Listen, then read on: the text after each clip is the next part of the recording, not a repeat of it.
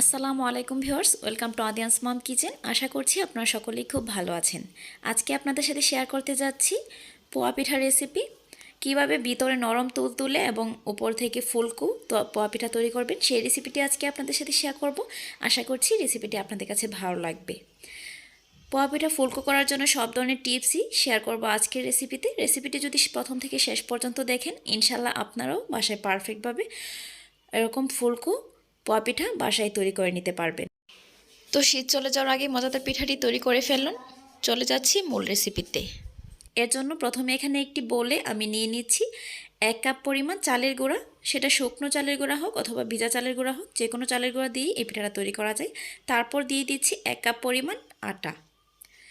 চালের গুঁড়ার সম পরিমাণে আমি আটা দিলাম। তারপর দিয়ে দিচ্ছি হাফ চা চামচ পরিমাণ লবণ। এখন এই সব কিছু একটু ভালো করে মিশিয়ে নিব। তারপর আমি এর মধ্যে অ্যাড করে দেব চিনি। আমি এখানে চিনি দিয়ে দিচ্ছি হাফ কাপের থেকে একটু বেশি, তবে মিষ্টির পরিমাণটা আপনারা আপনাদের পছন্দ মতো আর একটু বাড়িয়ে অথবা কমিয়ে দিতে পারেন। আর চিনির পরিবর্তে এখানে গুঁড়ো ব্যবহার করতে পারেন। এখন সব কিছু খুব ভালো করে মিশিয়ে নিচ্ছি। মিশানো হয়ে গেলে তারপর এর মধ্যে আমি দিয়ে দিব 1 কাপ পরিমাণ কুসুম গরম পানি, অর্থাৎ পানিটা এরকম গরম হবে হাত দিলে ধরা যাবে, তবে হাতটা খুব বেশিক্ষণ সময় ধরে রাখা যাবে না। পানির সাথে এখন মিশ্রণটাকে খুব ভালো করে মিশিয়ে নিব। প্রথম অবস্থায় মনে হবে যে মিশ্রণটা খুব বেশি ঘন, আরও পানি দিতে হবে, কিন্তু না, এই পর্যায়ে আর পানি দেওয়া যাবে না, কারণ চিনিটা গলে কিন্তু যথেষ্ট পরিমাণ পানি বের হবে। আর এই মিশ্রণটাকে যতটা বেশি মিশানো হবে, মিশাতে মিশাতে কিন্তু মিশ্রণটা আরও অনেক বেশি পাতলা হয়ে যাবে। তাই এই পর্যায়ে পানি না দিয়েই খুব ভালো করে মিশাতে হবে। আপনারা চাইলে হাতের সাহায্যে খুব ভালো করে এই মিশ্রণটাকে মিশিয়ে নিতে পারেন, কারণ মিশ্রণটা যত ভালো করে মিশানো হবে পিঠা কিন্তু তত বেশি নরম তুলতুলে হবে এবং ফুলকো হবে। তাই এদিকটা খেয়াল রাখতে হবে। আমি বেশ কিছুটা সময় নিয়ে খুব ভালো করে মিশ্রণটাকে মিশিয়ে নিচ্ছি। মিশানোর পর এই মিশ্রণটার মধ্যে আমি দিয়ে দিব 2 টেবিল চামচ পরিমাণ গুঁড়া দুধ। গুঁড়া দুধটা প্রথমে যখন শুকনো উপকরণগুলো দিয়েছি তখনই দিতাম, কিন্তু তখন মনে ছিল না, তাই এখন আমি 2 টেবিল চামচ পরিমাণ গুঁড়া দুধ দিয়ে দিব। তো গুঁড়া দুধটা অপশনাল, গুঁড়া দুধটা দিলে পিঠাটা খেতে আমার কাছে মনে হয় একটু বেশি ভালো লাগে, তবে আপনারা না চাইলে না দিলেও হবে। তো এখন গুঁড়া দুধটা দেওয়ার পর মিশ্রণটাকে আরও ভালো করে একটু মিশিয়ে নিব। গুঁড়া দুধের সাথে সব কিছু খুব ভালো করে মিশিয়ে তারপর দেখিয়ে দিচ্ছি মিশ্রণের ঘনত্বটা কীরকম হবে। দেখুন, এই মিশ্রণের ঘনত্বটা খুব বেশি পাতলা হবে না, আবার অনেক বেশি ঘন হবে না, এরকম একটা মাঝারি আকারের মিশ্রণ হবে। অনেকটা আমরা কেক তৈরি করার জন্য যেরকম ব্যাটার তৈরি করি এরকম।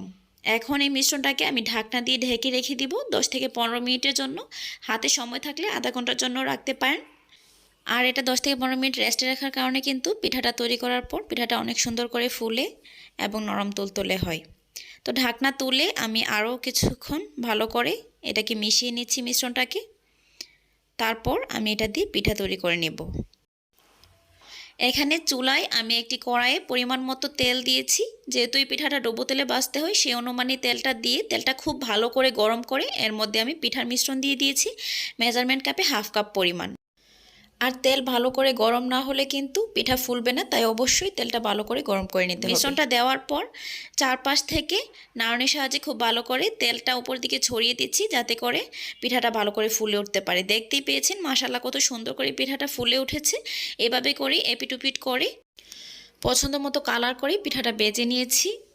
এখন পিঠাটা নামিয়ে নিচ্ছি। একইভাবে আমি আরও একটা পিঠাও বেজে আপনাদেরকে দেখিয়ে দিচ্ছি। চুলার তাপমাত্রা মিডিয়ামে আছে। চুলার তাপমাত্রা মিডিয়ামে রেখে আমি সবগুলো পিঠা ভাজবো। আর আপনার পিঠা তৈরি করার সময় প্রথমে 2-1টা পিঠা একটু এবড়ো হতে পারে, সেক্ষেত্রে টেনশন করার কিছুই নেই, পরের সবগুলো পিঠাই কিন্তু ভালো হয়।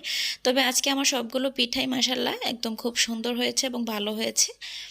আশা করছি আমার আজকের রেসিপিটি আপনাদের কাছে ভালো লেগেছে। যদি আমার রেসিপিটি ভালো লেগে থাকে তাহলে প্লিজ ভিডিওটিতে একটি লাইক করে দিন।